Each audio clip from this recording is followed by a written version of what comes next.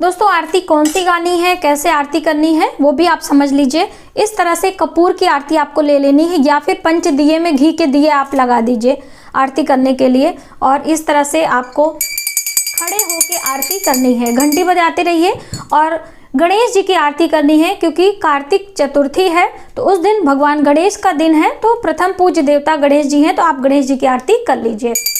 जय गणेश जय गणेश जय गणेश देवा, माता जकी पार्वती पिता महादेवा, एक दंत दयावंत चार भुजाधारी।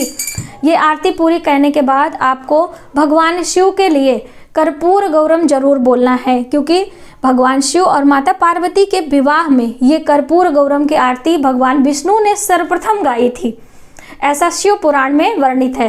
तो इसीलिए जब भी शिव की पूजा होती है तो ये वाली आरती बिना गाए हमारे शिव की पूजा अधूरी रहती है, ऐसी मान्यता है। तो आपको भगवान शिव के लिए कर्पूर गौरम करुणावतारम संसार सारम भुजगेंद्र हारम सदा वसंतम हृदयारविंदे भवम भवानी सहितम नमामि, भवम भवानी सहितम नमामि। इस तरह से माता पार्वती और भगवान शिव की आरती करनी है और करवा माता की आरती करनी है। ठीक, करवा माता की आरती कर लेनी है।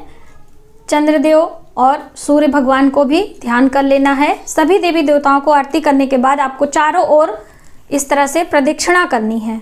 ठीक है, जैसे घड़ी की सुई घूमती है, आप इस तरह से क्लॉकवाइज घूम जाएंगे अपनी जगह पे, एक बारी, 3 बारी, 4 बारी।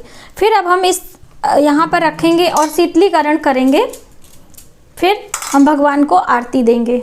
इस तरह से भाव से आपको सभी देवी देवताओं को आरती देनी है और स्वयं के लिए फिर से शीतलीकरण करना है।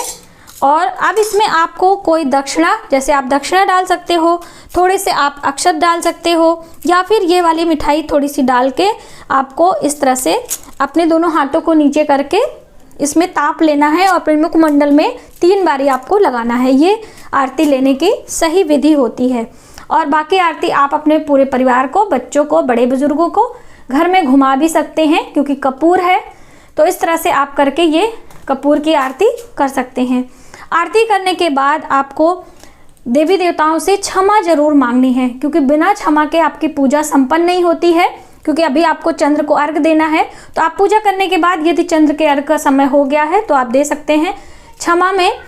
हे पार्वती माँ, हे भगवान गणेश, हे ईश्वर, हम पूजा करने नहीं जानते हैं, कोई विधि विधान नहीं जानते हैं, अज्ञानतावश भूल से जो कुछ भी मैंने कम या अधिक किया है वह सब आपकी कृपा हो, मैं आपकी दया की पात्र हूँ। अनजाने में कम या अधिक जो किया है वह आप स्वीकार करें और हमारी पूजा को संपन्न करें। हमें अखंड सौभाग्य की प्राप्ति दें, हमारे घर में सुख समृद्धि दें, हमारी संतान को उन्नति दें, हमारे घर में खुशियां दें, ऐसी आपकी कृपा हो। हे ईश्वर, आपकी क्षमा प्रार्थी हूँ मैं। इस तरह से कह के आपको हिंदी में ही आपको बोल लेना है और आपको प्रणाम करना है। बहुत सारी बहनों ने पूछा था क्या महिलाओं को दंडवत प्रणाम करना है, तो बिल्कुल भी नहीं। आप दोनों हाथों को जोड़ के, सिर को झुका के बस आपको इस तरह से प्रणाम कर लेना है। प्रणाम करने के बाद आपको अपने आसन को जरूर उठाना है।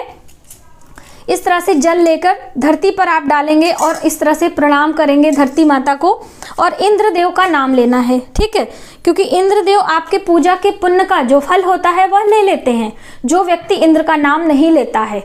इसीलिए पूजा के बाद आसन उठाते समय पृथ्वी पर जल डाल के आपको 3 बार इंद्रदेव का इंद्राय नमः, ओम इंद्राय नमः करके आपको इस तरह से पूजा का पुण्य फल आपको मिलता है। तो ये थी पूजा की छोटी छोटी जानकारी कि हम जब आरती करते हैं पूजा के बाद तो इन चीज़ों को करना आप ना भूलें। इसके बाद आपको अपने सासू माँ को बायना देना है। तो मैं आपको बायना ज़रूर दिखाऊंगी, क्योंकि मैं हर वीडियो में आपको दिखा रही हूँ।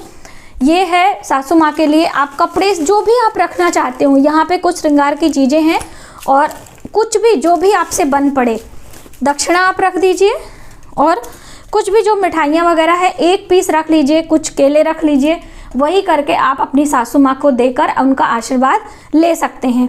बहुत सारी बहनों ने ये पूछा था कि हमारी सासू माँ यानी कि ससुर जी नहीं है, सुहागन नहीं है, तो ये सभी चीज़ें आप ब्राह्मणी को दे दें। ठीक है, आप एक रुमाल ले लें, चूड़ी, बिंदी, हल्दी, सिंदूर और कुछ दक्षिणा, केले, फल, मिठाइयाँ लेकर ब्राह्मणी को दे सकते हैं। और अपनी सासू माँ को ये फल और मिठाइयाँ और कुछ दक्षिणा देकर उनका आशीर्वाद ले लें। चांदी के सिक्के भी आप दे सकते हैं। यानी कहने का अर्थ है कि आपको विधियाँ ज़रूर कंप्लीट करनी है, कुछ भी हो। तो ये आपका पूजन और आरती हो गया। अब इसके बाद आपको चंद्र पूजन करना होता है। ठीक है, देखिए दोस्तों, बहुत सारी बहनों ने पूछा था सुहाग कैसे लेना है। तो इस तरह से आपको सिंदूर के डब्बी लेना है और पूजा वाला ही सिंदूर आपको लेना है और यहाँ पे आपको इसका ढक्कन लगा के रखना है और इस तरह से चुटकी से आपको सिंदूर माँ पार्वती को चढ़ाना होता है। यदि आपने गौरी बनाई है, गौरी माता, तो उस पर भी आप चढ़ा सकते हैं। इस तरह से 3 बारी 5 बारी आपको माँ को सिंदूर अर्पित करनी है ये। और उसके बाद ये डिब्बे हम बंद करेंगे और माता के ये यहाँ से ही आपको सिंदूर लेके अपने मस्तक पर ये लेके लगा लेना है। यदि आपके घर में जो बहनें पीरियड से हो गई हैं वो अभी सुहाग नहीं ले सकती हैं, उनके लिए आपको आंचल में इस तरह से यहाँ पे सिंदूर इस तरह से लगाकर आपको रख लेना है। इसे इस तरह से गीठ लगा दीजिए और जब बहन अपने बाल को धुल लेंगी तब आप इस सिंदूर को उनके मांग में सजा दीजिएगा। तो इस तरह से आपको माता का सिंदूर किसी भी पूजा में इस तरह से लेना चाहिए। सिर्फ 3 बारी आपको लगाना है और चौथी बारी आप अपने मांग में लगा सकते हैं। तो ये छोटी छोटी विधियां हैं जो कि आपको जाननी चाहिए। आज की वीडियो में बस इतना ही। यदि हमारी जानकारी आपको थोड़ी सी भी हेल्पफुल लगे तो प्लीज़ हमारी वीडियो को लाइक करें, शेयर करें, सब्सक्राइब जरूर करें। आने वाले वीडियोज़ के लिए अगले वीडियो में हम जानेंगे कि ये सभी चीज़ें हमें कब उठानी होती हैं, कैसे करनी होती हैं।